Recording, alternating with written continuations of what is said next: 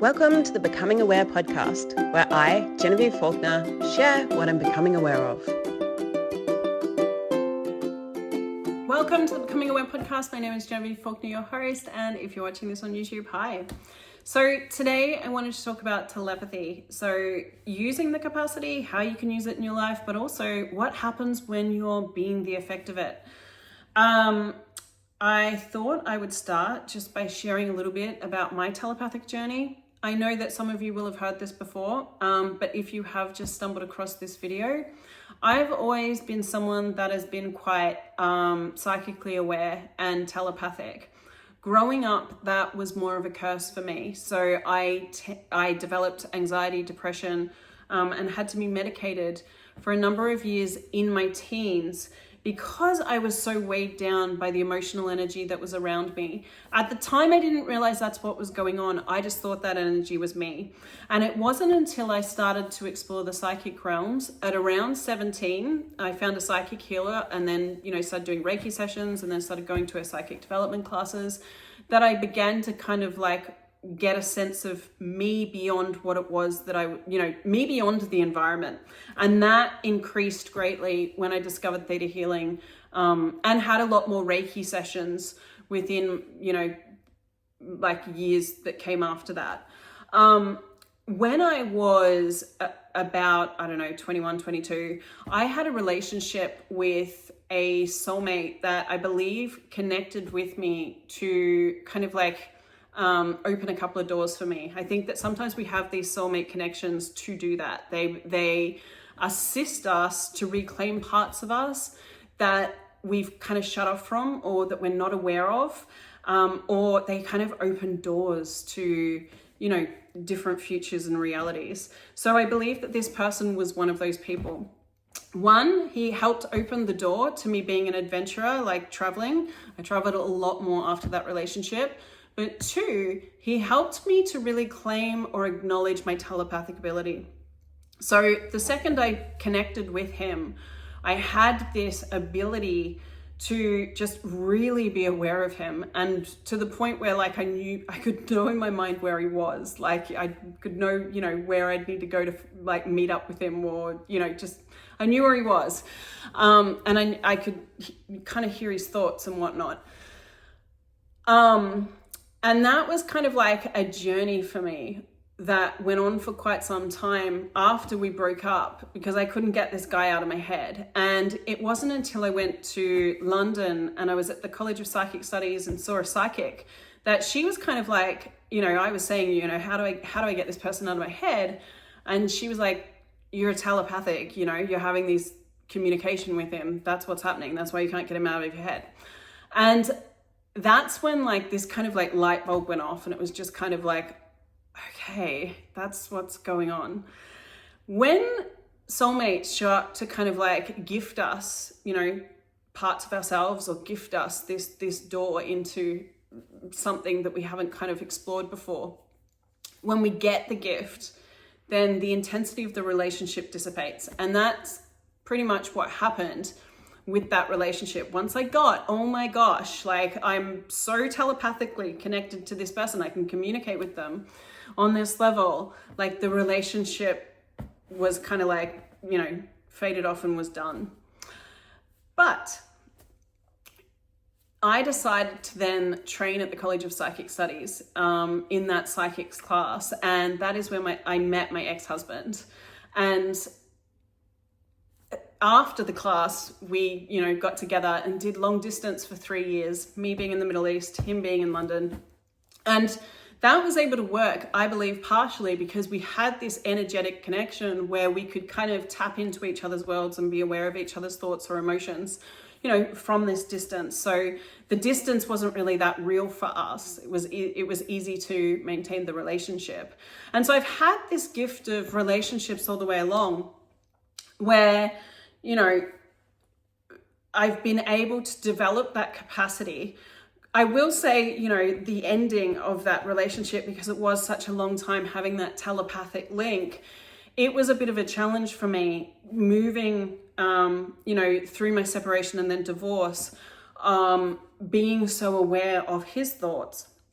And his energy, it took me some time to kind of like move through that transition. You know, when we end a relationship, we physically move out of each other's worlds, but energetically, when you're telepathic, that isn't always the case. And so to be honest, it took years of me kind of like trying to, I guess, make sense of how to have space for myself while also being aware of his energy and thoughts. It has like, dissipated now. Now we co-parent, I'm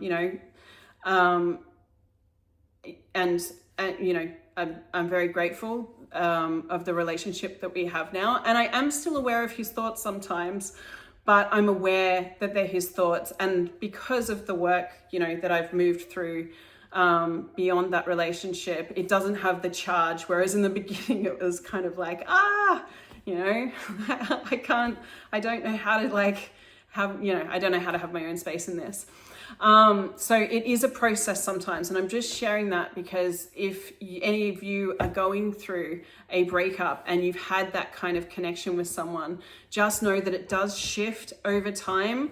As you begin to create new lives, that link isn't going to be the same.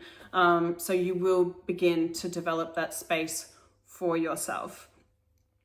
I've also had the ability, like obviously with the sessions that I do, so working as an intuitive healer, tapping into people's energetic world.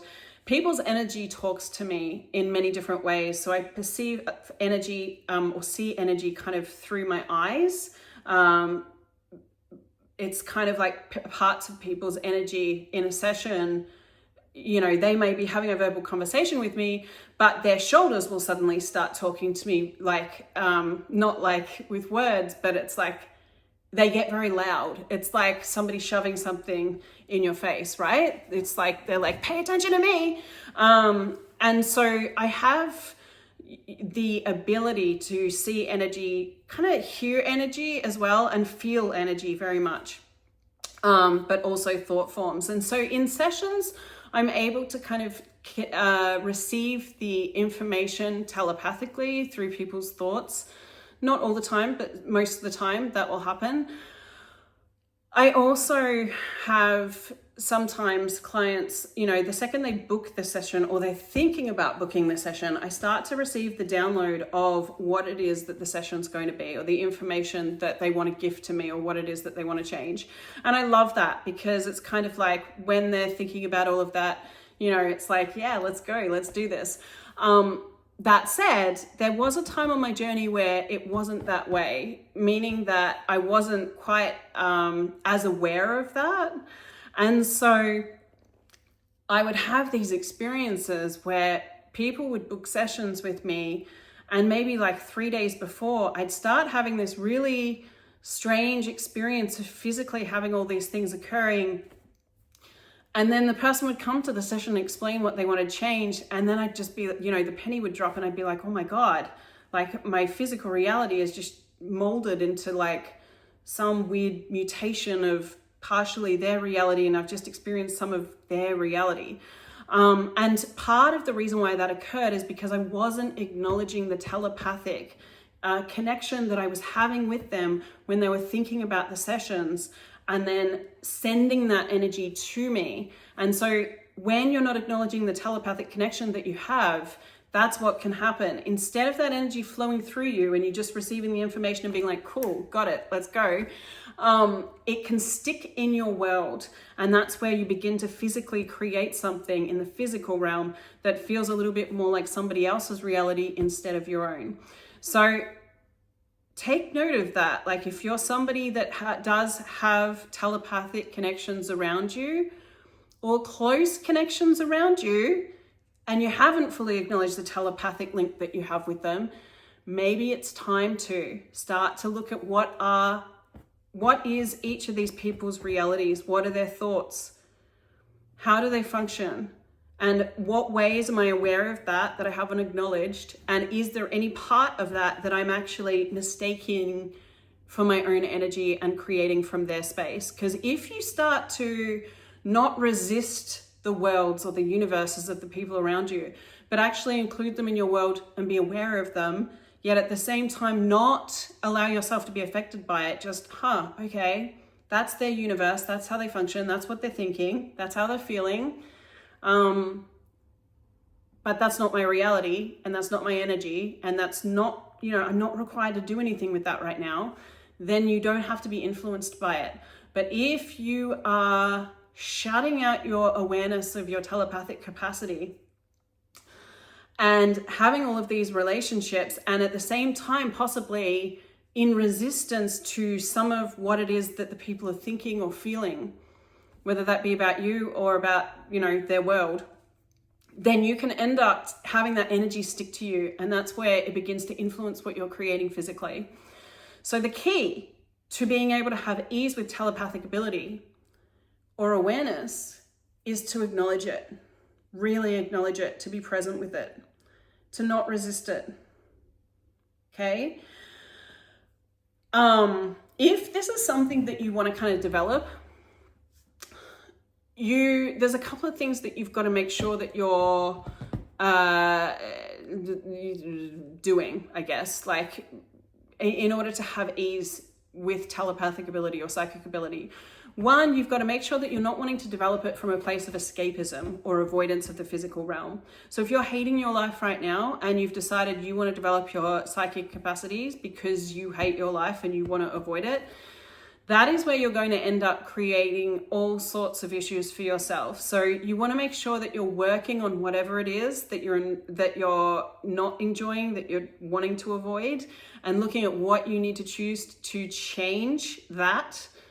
Otherwise, you're going to end up creating, you being kind of disconnected from your body in a way that can allow other energies to influence your physical reality. And the other way to look at it is, if you think about trees and their roots in the ground, when their roots aren't strong enough, what happens is any wind is going to knock them over, right? When your roots are really kind of like nice and connected to the earth, when there's no resistance or avoidance of your physical world, then whatever energy gets directed at you isn't going to kind of like create the same effect in your universe, because you've got the strength of your being to be able to know what is true, know what is your reality, and know that it's not yours and you don't have to be affected by it. So that's really, really key to having ease with psychic ability and being able to manage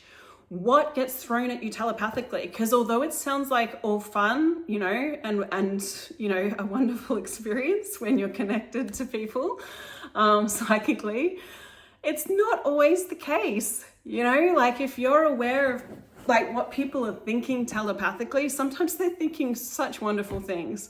Sometimes they've got all sorts of weird fantasies that perhaps aren't your desire. Sometimes they may be thinking horrible things about you. So you've got to have that strength of your own being to be able to receive all of that and be able to receive it from a place of not reacting to it. Because when you go into reaction of it, that's where you're giving your power over to whatever that is. And you're giving them the ability to create your reality for you instead of you create it for yourself. So you've got to make sure that you're really kind of like growing your roots while at the same time developing that connection to source energy at the same time, connecting to your truth, knowing what is true for you, and not allowing anything, psychic to kind of like take that from you or influence you in any way. Not everyone that has telepathic abilities is using that from a kind place. So that's important to acknowledge too, because there are people that do have the capacity to send thoughts. And if you're not aware that people have these abilities, then they can kind of like, send thoughts and you can mistake them as yours. And then again, create from that space. And so acknowledging the gift of telepathic ability, but also acknowledging that any capacity where it's engaging with someone or something else, that can be used for good, and it can also be used to limit people. And so keeping that in your mind. The other thing that is very important when exploring the psychic realms or your ability with telepathy is boundaries. So what actually works for you? I'm like noticing I'm like developing hives. How weird is that? I don't know. Maybe it was from my walk when I went out into the sun. But anyway, I'm gonna stop looking at myself. Yeah, boundaries. So looking at kind of like what works for you, like when you've got boundary issues in the physical world, that will mirror out into the psychic realms as well. So if you're a chronic people pleaser, if you abandon yourself to please others or to keep the peace, then you'll do that in the energetic realms as well. And that's where you can end up being influenced or controlled by something instead of having the joy of any kind of psychic connection or ability that you have.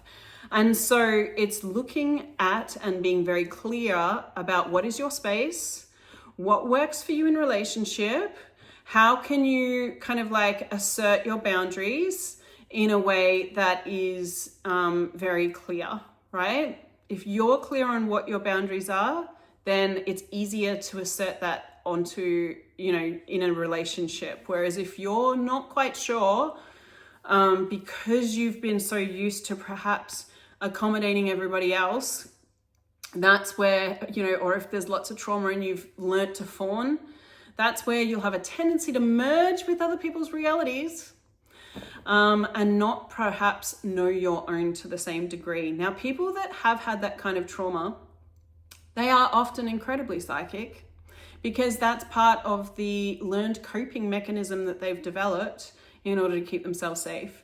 So they can be highly attuned and highly aware of other people's realities, and they can be very good at merging. And when you merge with somebody else, you are able to perceive everything that is their universe, right? You become one with their universe.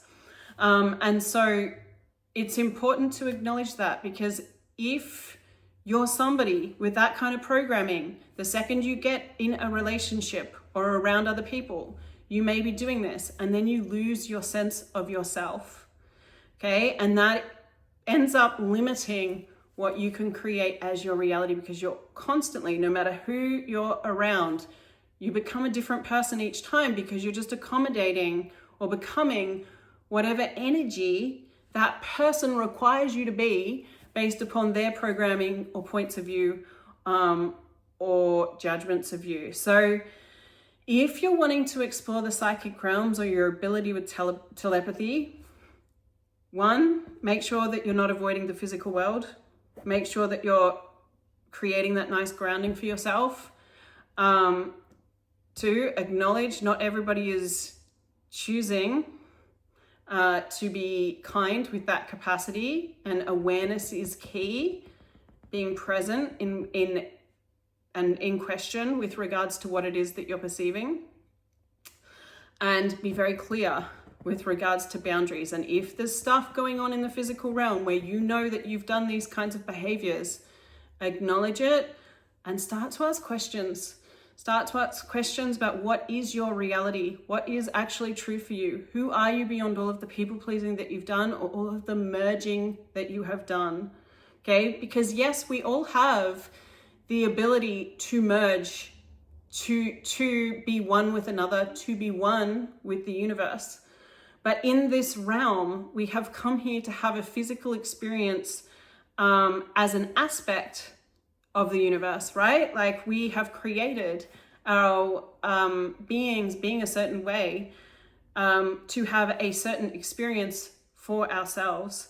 And so it's important to honor, I believe, both the part of you that is in oneness with the universe and the part of you that is here to have that singular experience. Yeah. I'm just asking myself if there is anything else that I want to say. Okay, so if there is So say you're having these experiences where, perhaps you're picking up the thoughts that you don't want to be picking up, that like I was experiencing as I was going through my divorce. Usually when that's the case, there are so many people in the world. We're not picking up all of the thoughts all of the time, or maybe we are on some level, but we're not processing them all through our mind in a conscious way with every single thought, right?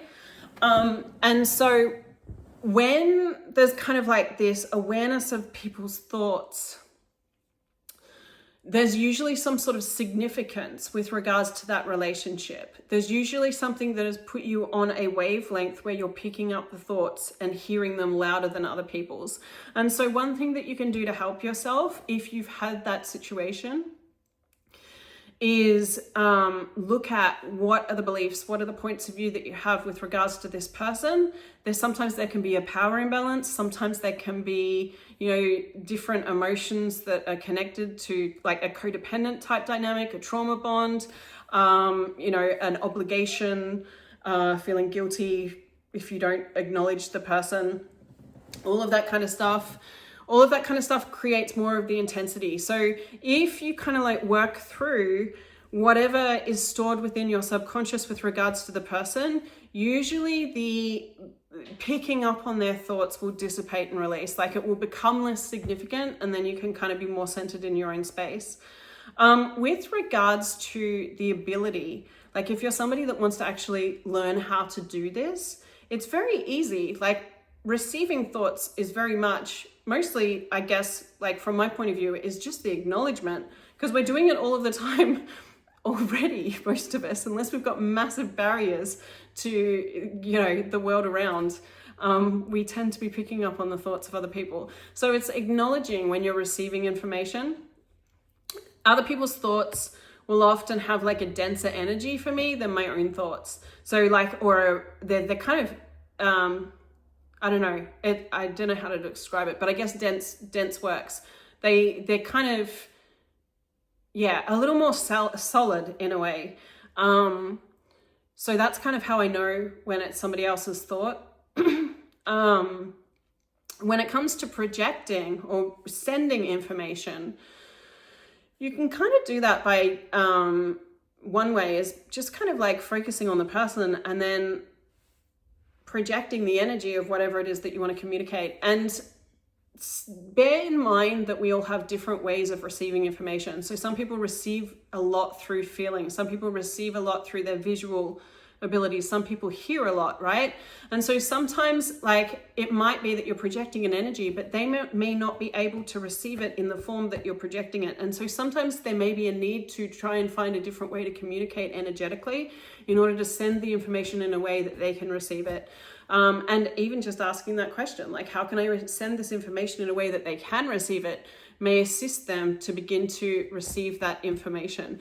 If you're practicing that kind of thing, I do recommend you practice with people that you have a agreement with, that it's very clear in the physical world where you can get validation from them and practice and enjoy the game of developing the capacity. Telepathy is a muscle, so the more you use it, the greater you get at it. But it is important to be honoring in that practice.